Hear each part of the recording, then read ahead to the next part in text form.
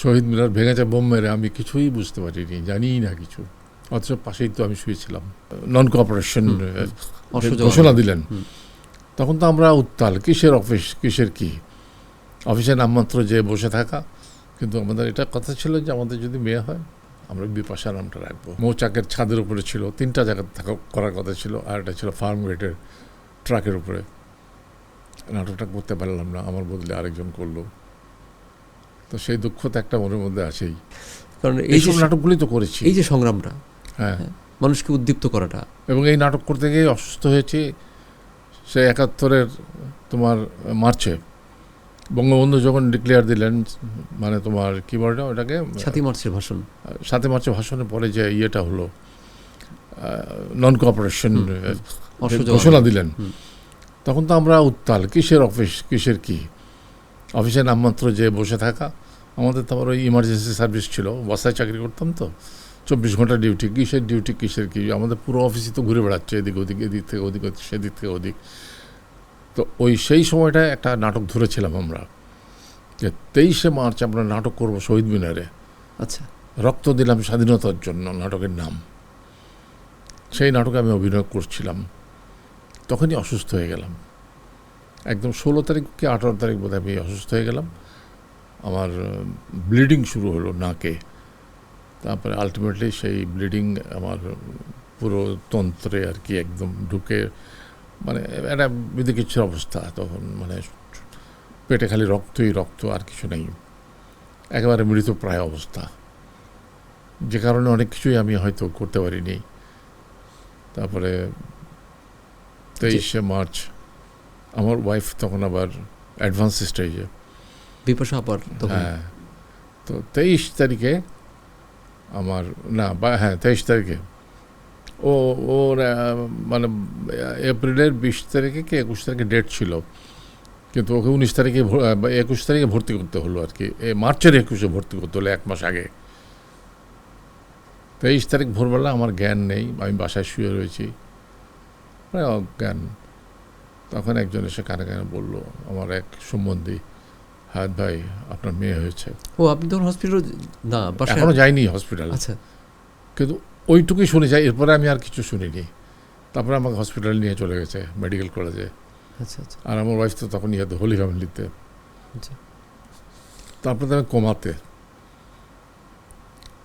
23, 24, 25, 26, 27, 28, 29 তারিখে জ্ঞান ফিরেছে আমার। এই ঘটনাটা আমার মনে হয় খুব কম লোক জানে। আজকে আমার এই অনুষ্ঠানে মাধ্যমে কিন্তু যে এই যে সংগ্রামটা, এটা তো একটা মুক্তি সংগ্রাম। আপনি তো যেভাবে, তো আমি ওই যে নাটকটা করতে পারলাম না, শহীদ মিনারে ছিল নাটকটা, মৌচাকের ছাদের উপরে ছিল, 3টা জায়গা থাকা করার কথা ছিল, আর একটা ছিল ফার্ম গেটের ট্রাকের উপরে। নাটকটা করতে পারলাম না, আমার বদলে আরেকজন করলো। তো সেই দুঃখ তো একটা মনের মধ্যে আছেই।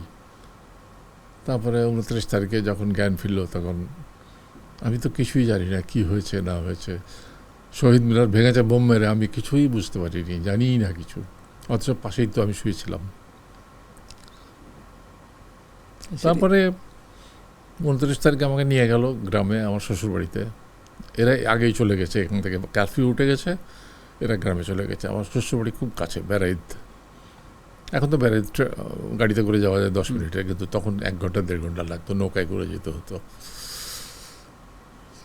তো সেখানে গেলাম আর কি। যাওয়ার পরে দেখি ঢাকা শহরের প্রায় সব লোকই বেড়াইদে, সেফ জায়গা আর কি, আর্মিরা ওখানে যায় না, যেহেতু নৌকা করে যেতে হয় আর কি। হ্যাঁ, সে এক ইতিহাস। আমি নামলাম নৌকা থেকে, আমাকে নিয়ে গেলাম। হাঁটতে তো পারি না, আমি চলতে পারি না, আমি তো I was dead actually. Doctor আমাকে দেখে বলেছিল যে ইটস এ লস্ট কেস। আমাকে হসপিটালে যখন নিয়ে গেল, ডাক্তার দেখে বললো যে ইটস এ লস্ট কেস। তো লস্ট কেস থেকে ফিরে এসেছি। আমার মেয়ে হয়তো আল্লাহর কাছ থেকে একটু এক্সটেনশন নিয়ে এসছে আমার জন্যে। তারপরে আমি গেলাম, আমাকে আমার শ্বশুরবাড়ির উঠানে, টিনের চালা ঘর, ইটের ঘর, উঠানে 1000-2000 কি আরও বেশি লোক, গ্রামের সব। ওই জামাই আইসে, মাস্টারের জামাই আইসে। মাস্টার মানে আমার শ্বশুর, বিখ্যাত লোক, সালাম মাস্টার। আমাকে উঠালে বসালো একটা কাঠের চেয়ার দিয়ে, কেউ একজন আমার ফুপু শাশুড়ি বিপাশাকে নিয়ে আমার কোলের উপরে দিল, দিয়ে বললো যে এই লো তোমার বিপাশার লো। বিপাশা আপনার নামটা কি দিয়েছিল? এইটা আমার আর আমার স্ত্রী মিলে আগে থেকে ঠিক আগে থেকে দেওয়া ছিল, কিন্তু আমরা তো জানতাম না মেয়ে হবে না ছেলে হবে, তখন এই টেকনোলজি আমাদের ছিল না, ছিল কিনা জানি না, কিন্তু আমরা জানতাম না। কিন্তু আমাদের এটা কথা ছিল যে আমাদের যদি মেয়ে হয় আমরা বিপাশা নামটা রাখবো। এটা তারাশঙ্করের কাছ থেকে ধার করা নাম। ওই যে যখন এই কথা বললো তখন তো আমি কান্না শুরু করে দিলাম। আমার কান্না দেখে আমার মা কাঁদে, আমার স্ত্রী কাঁদে, আমার শাশুড়ি কাঁদে, আমার বোন টোন যারা ছিল আরও আত্মীয় স্বজন সবাই কাঁদে, সব মানে ফোঁপাতে লাগলো এত জোরে যে গোটা লোক মানে কেমন যেন একটা ইয়ের মধ্যে চলে গেল, ঘোরের মধ্যে।